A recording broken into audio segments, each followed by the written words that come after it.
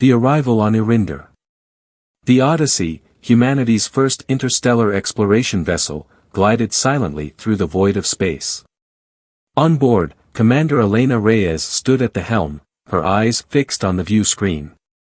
The planet Erinder loomed large, its vibrant greens and blues a stark contrast to the cold darkness of space.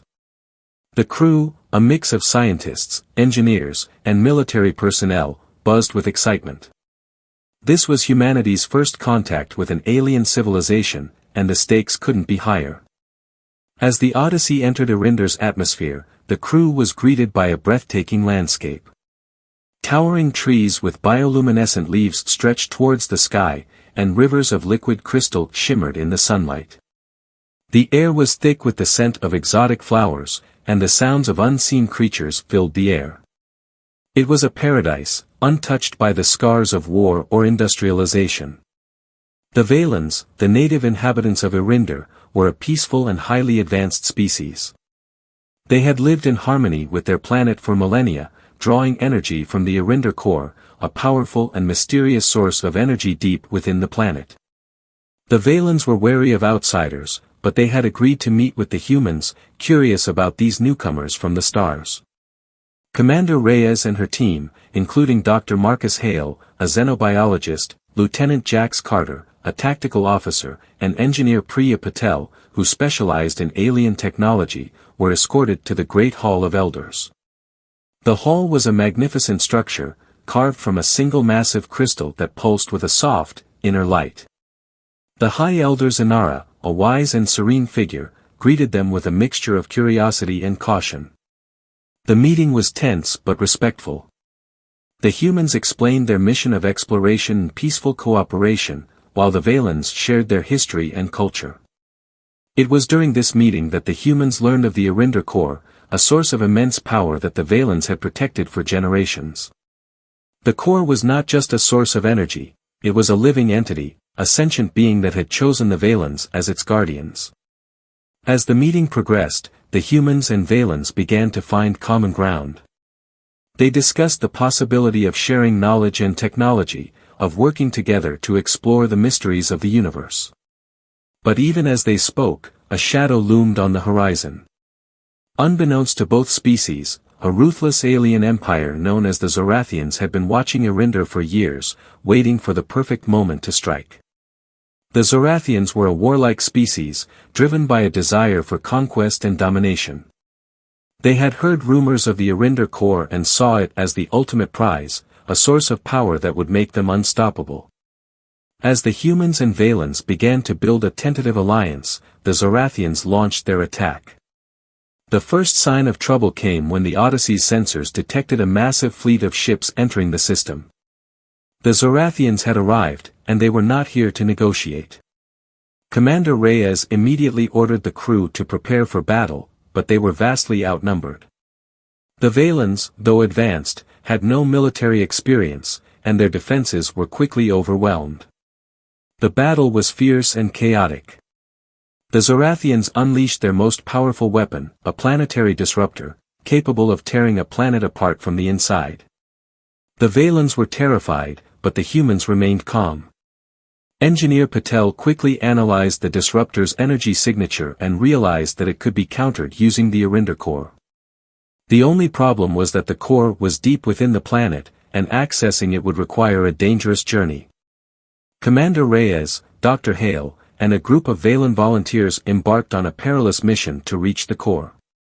Along the way, they faced numerous challenges, including treacherous terrain, hostile wildlife, and Zorathian patrols. Despite the odds, they pressed on, driven by the knowledge that the fate of Erinder, and possibly the entire galaxy, depended on their success. Meanwhile, Lieutenant Carter and the remaining Valens fought a desperate holding action against the Zorathians. Using a combination of human ingenuity and Valen technology, they managed to hold the line, but it was clear that they couldn't last forever. Time was running out.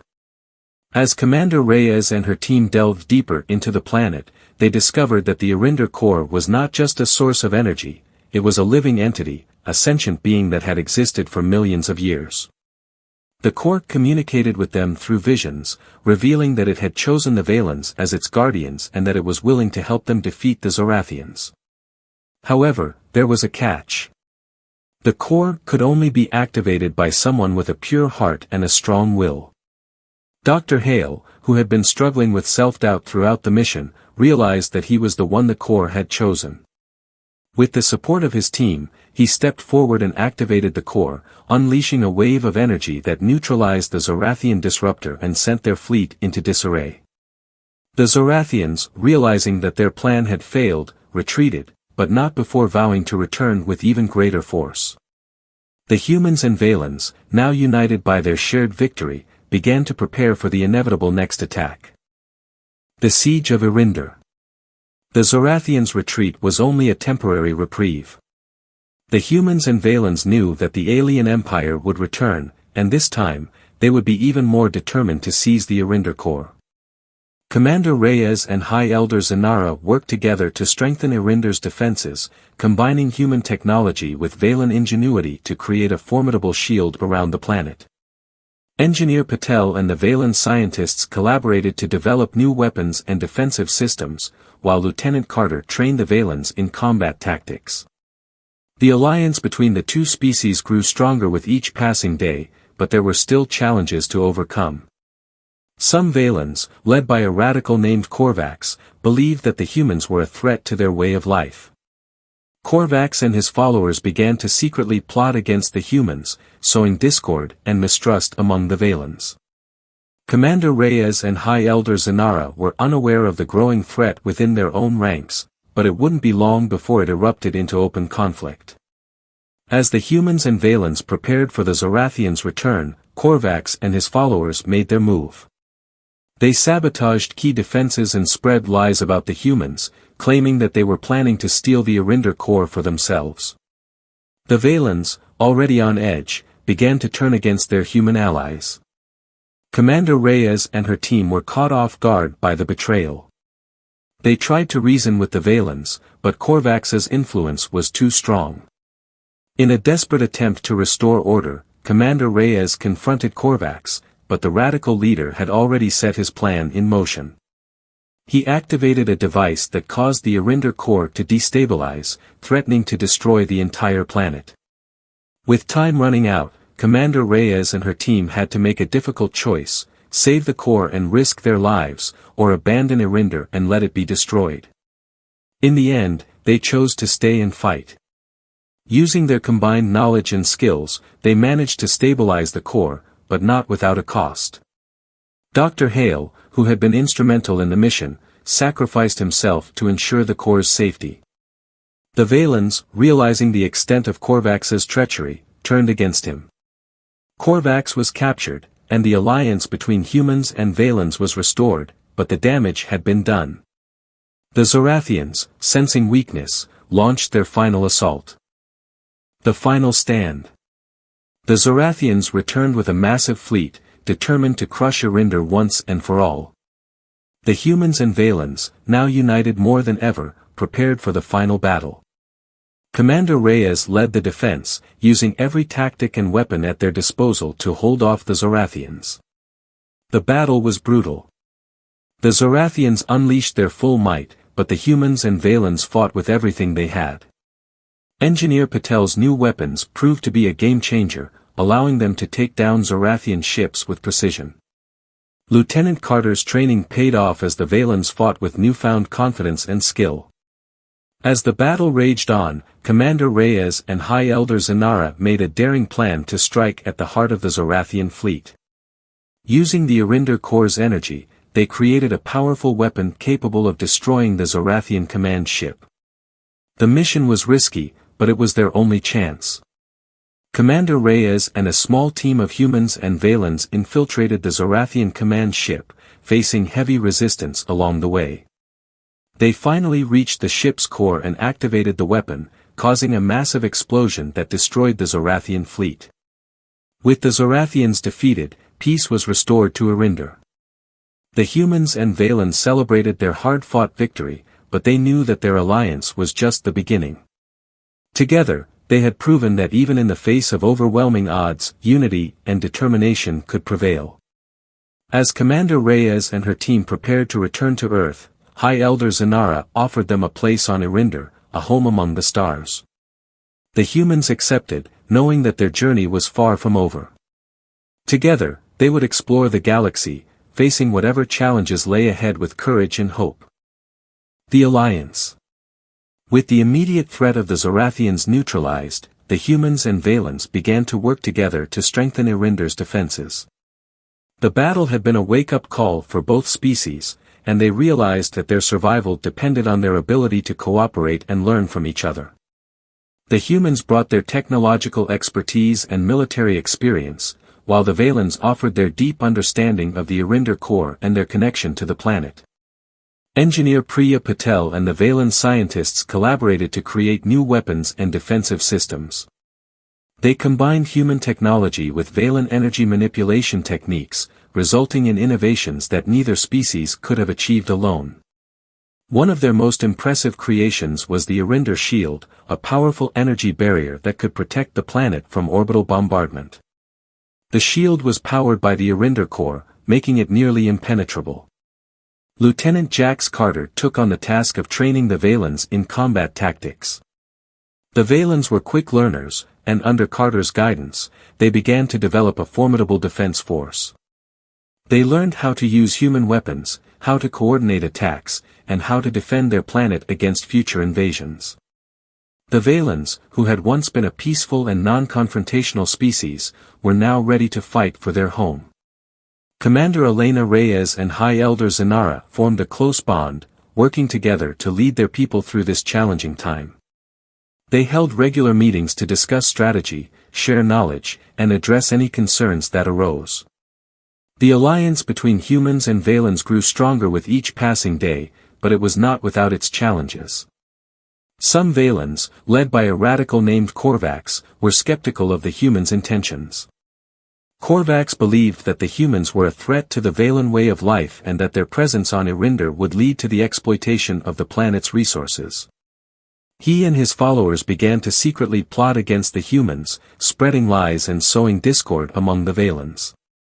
Korvax's influence grew, and soon, a significant portion of the Valen population began to question the alliance.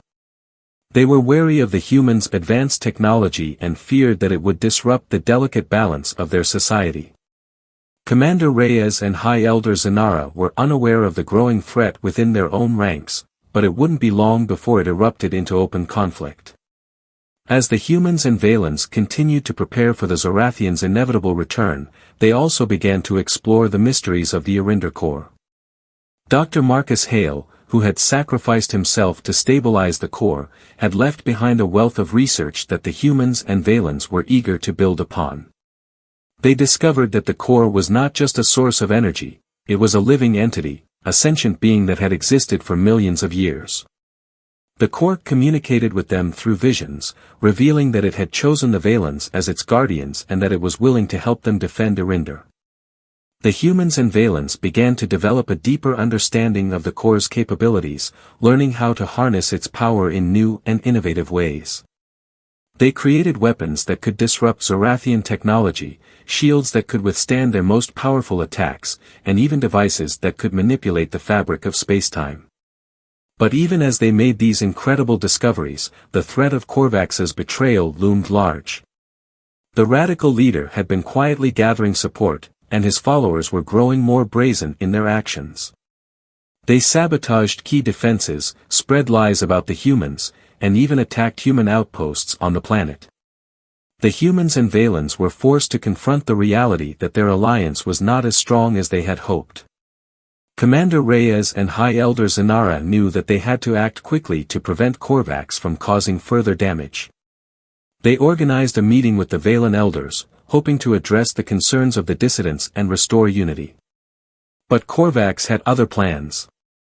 He and his followers stormed the meeting, demanding that the humans leave Erinder immediately. The situation quickly escalated into a violent confrontation. Korvax's followers attacked the humans, and the Valen defense force was forced to intervene. The battle was chaotic and brutal, with both sides suffering heavy casualties. Commander Reyes and High Elder Zanara tried to reason with Korvax, but the radical leader was beyond reason. He activated a device that caused the Arinder core to destabilize, threatening to destroy the entire planet. With time running out, Commander Reyes and her team had to make a difficult choice: save the core and risk their lives, or abandon Arinder and let it be destroyed. In the end, they chose to stay and fight. Using their combined knowledge and skills, they managed to stabilize the core, but not without a cost. Dr. Hale, who had been instrumental in the mission, sacrificed himself to ensure the core's safety. The Valens, realizing the extent of Korvax's treachery, turned against him. Korvax was captured, and the alliance between humans and Valens was restored, but the damage had been done. The Zorathians, sensing weakness, launched their final assault. The betrayal. The victory over the Zorathians had brought a temporary sense of peace to Arinder, but the alliance between humans and Valens was far from secure. The radical faction led by Korvax had been quiet since his capture, but his influence still lingered among the Valens. Many were wary of the humans, fearing that their advanced technology and military mindset would disrupt the delicate balance of their society. Commander Elena Reyes and High Elder Zanara worked tirelessly to maintain the fragile alliance. They held regular meetings with the Valen elders, addressing concerns and reaffirming their commitment to mutual cooperation. The humans continued to share their knowledge and technology, helping the Valens rebuild their defenses and improve their infrastructure. In return, the Valens taught the humans about their deep connection to the planet and the Arinder core, offering insights that could revolutionize human science. But despite their efforts, tension simmered beneath the surface. Korvax's followers, though leaderless, continued to spread dissent. They whispered that the humans were planning to exploit the Arinder core for their own gain, that their presence on Arinder was a prelude to colonization. These rumors found fertile ground among the more conservative Valens, who were uncomfortable with the rapid changes brought by the alliance. The breaking point came when a group of Valen dissidents sabotaged a key human outpost, destroying vital equipment and injuring several crew members. Commander Reyes was furious, but she knew that a heavy-handed response would only escalate the situation. She called for an emergency meeting with High Elder Zanara, urging her to take decisive action against the dissidents. High Elder Zanara, however, was torn. She understood the need to maintain order, but she also feared that cracking down on the dissidents would alienate a significant portion of her people. She proposed a more diplomatic approach, offering amnesty to those who renounced Korvax's ideology and agreed to work towards peace. Commander Reyes reluctantly agreed, but she knew that time was running out. The Zorathians were still out there, and it was only a matter of time before they regrouped and launched another attack. The humans and Valens needed to be united, not divided by internal strife. As the days passed, the situation grew increasingly tense. The dissidents, emboldened by the lack of consequences, began to stage more brazen attacks. They targeted human supply lines, disrupted communications, and even attempted to sabotage the Arinder shield. The humans, frustrated by the Valen's reluctance to take action, began to question the wisdom of the alliance. The final straw came when the dissidents launched a direct assault on the human command center. The attack was swift and brutal, catching the humans off guard. Commander Reyes and her team fought valiantly, but they were outnumbered and outgunned. In the chaos, the dissidents managed to steal a critical piece of technology, a device that could control the Arinder core. With the device in their hands, the dissidents threatened to destabilize the core, unleashing its power in a catastrophic explosion that would destroy Arinder and everyone on it. Commander Reyes knew that she had to act quickly. She rallied her team and, with the help of loyal Valens, launched a desperate mission to retrieve the device. The mission was fraught with danger. The dissidents had fortified their position, and they were prepared to fight to the death. The humans and Valens faced heavy resistance as they fought their way through the dissident stronghold. The battle was intense, with both sides suffering heavy casualties. In the end, it was Commander Reyes who reached the device. She fought her way through a gauntlet of dissidents, her determination unwavering. With the help of Lieutenant Jax Carter and Engineer Priya Patel, she managed to deactivate the device just moments before it could trigger the core's destabilization. The dissidents, realizing that their plan had failed, surrendered. The immediate threat was over, but the damage had been done. The alliance between humans and Valens was in tatters, and the trust that had been built over months of cooperation was shattered. Commander Reyes and High Elder Zanara knew that they had to rebuild that trust, but it would not be easy. They called for a Grand Council, inviting representatives from both species to discuss the future of their alliance. The council was tense, with emotions running high on both sides. In the end, it was the words of a young Valen, a survivor of the dissident attack, that broke the deadlock. She spoke of the horrors she had witnessed, of the pain and suffering caused by the conflict. She urged both species to put aside their differences and work together for the sake of their future. Her words struck a chord, and slowly, the council began to find common ground. The humans and Valens agreed to a new treaty, one that emphasized mutual respect and cooperation. They established a joint council to oversee their alliance, with equal representation from both species. The road ahead would be difficult, but for the first time in months, there was hope. The humans and Valens had faced the brink of destruction and emerged stronger for it. Together, they would face whatever challenges lay ahead, united in their determination to protect Irinder and each other.